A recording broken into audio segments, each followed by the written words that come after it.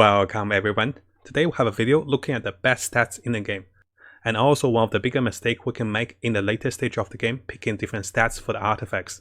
We'll be looking at why is it better to have more critical rate than critical damage, and how can we achieve higher damage output by building critical rate correctly and then followed by critical damage.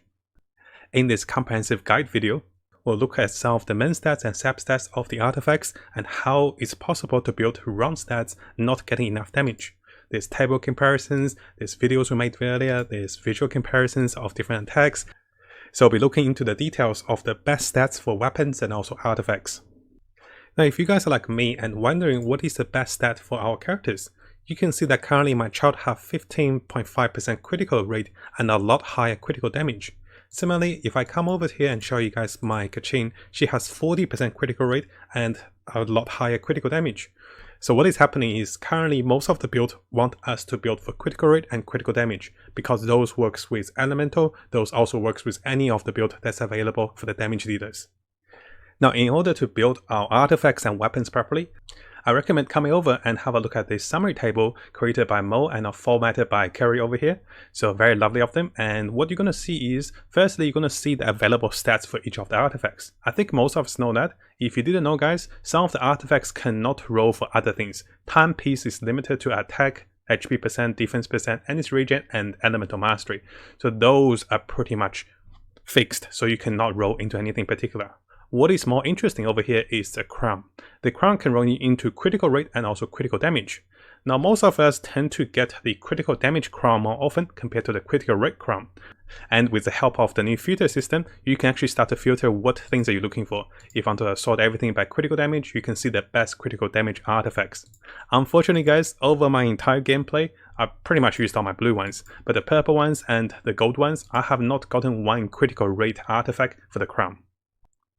Now instead of going to everything in details, what I'll do is I'll post this particular table onto Twitter so you can download and have a look. We'll also go through the stats in more detail after. Firstly, let's have a look at the most important part and the misunderstanding people tend to have. Is that critical rate or critical damage? Most of the players may be doing what I'm doing, building too much of a critical damage and not having enough critical rate. And usually I think this is okay because when crits hits harder and likely will do more damage. But if we come to this post over here by pldtofficial over here, he showed us that critical rate is more important than critical damage. And this is especially important before you get your critical rate above 25%. If you have a look at this Excel, let me show you guys how to use the Excel.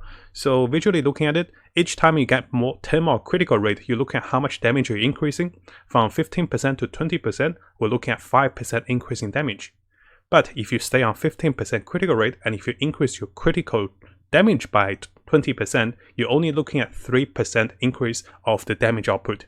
So to summarize this particular table of values, before you get to 25% critical rate, increasing critical damage is not as good as increasing critical rate. So 10% critical rate is better than 20% critical damage. Once you get to 25% critical rate, the increment is pretty much the same. 10% critical rate equals to 20% critical damage. And this is my mistake, and this is the misunderstanding. I was building too much critical damage. I did not build for critical rate. So even though I'm getting my critical damage higher, my stats are not efficient. What I should be doing is I should be looking for substats and items that gives me critical rate to get myself at least to 25% critical rate to maximize how much damage I can do. And after a bit of adjustment to my child's artifacts, I decided to go with a bit higher critical rate over the higher critical damage. This is of course not the highest scoring, but this does balance my Genshin for higher rates. So it is up to you to check what available artifacts you have and how to adjust your critical rate and critical damage. Now if you haven't subscribed, this is a really good time to do so. Make sure you also turn the bell on for the latest news as I find more of them for us. You can see that we're really dedicated for Genshin Impact. We'll have builds, guides, tips, news, and events updates for everything that's Genshin Impact related. Now on one of our previous videos, we also had a look at side-by-side comparison of a vessel attacking with different stats for physical attack. So if you want more detailed on this one, come back to this video. To just show you guys what's happening, we'll also come back to this post. So on the side, there's a vessel on this side with 57% critical rate. On this side, it's 23% critical rate. Notice it's less than 25% and about higher critical damage. So let's compare the two. We'll have a look at two together if you haven't seen it. So pretty much two are synced together. What eventually we're going to see is, although those two are similar, on the left hand side, the vessel does finish the boss slightly faster, and the numbers are more consistent. You don't see the biggest number like 4,000 over here, but you see like 3,000, 2,000 more consistent damage over here. And this is also, keep in mind, the vessel is not casting any spells. I do believe if the vessel casts more spells, the left hand side will win even quicker. You can see the left hand side was about 1 to 2 seconds quicker in terms of taking down the damage. So that also comes back, higher critical rate, or at least getting your critical rate to 25% is essential before you build for more critical damage. Now, knowing that critical rate and critical damage are quite important stats, it's also important for us to come back to this table and know what pieces of the artifact has what available stats. If you're looking for physical damage or elemental damage, you should come to the goblet, because you don't see that on any other artifacts. Similarly, if you're going for critical rate or critical damage, you have to come to the crown. So going to your game, come to the goblet if you're looking for, let's say, hydro damage. I'll go to the hydro damage section, and then we sort by hydro damage. Then you can see the items by hydro damage. If you're looking for stats that does not exist, it's going to tally up the sap stats for you, so be aware of that. Over here, for example, if I'm looking for physical damage, what you're going to see is you will not be able to see anything because my sap stats don't have that, my main stats don't have that on the crown. But if I'm looking for something like critical damage, you will sort out by the highest critical damage, starting with the main stats, then by the sap stats. This summary table is also very helpful because if you come to the sap stats, you can see what are the available sap stats and what different incremental intervals. Let's say with the tier 4 artifact, you can see that if you're looking for critical rate, each time you get 4 levels of the artifact, you can expect about 3.9% increase in critical rate if you happen to roll into that. You can also expect about 7.8% critical damage if you roll into that. So this shows you what you can look for. But also keep in mind, guys, if you're into your artifact, if you have critical damage on the top as main stats, you cannot get critical damage on the bottom. The best you can get is critical rate, attack, flat attack percentage, and maybe elemental mastery or energy recharge.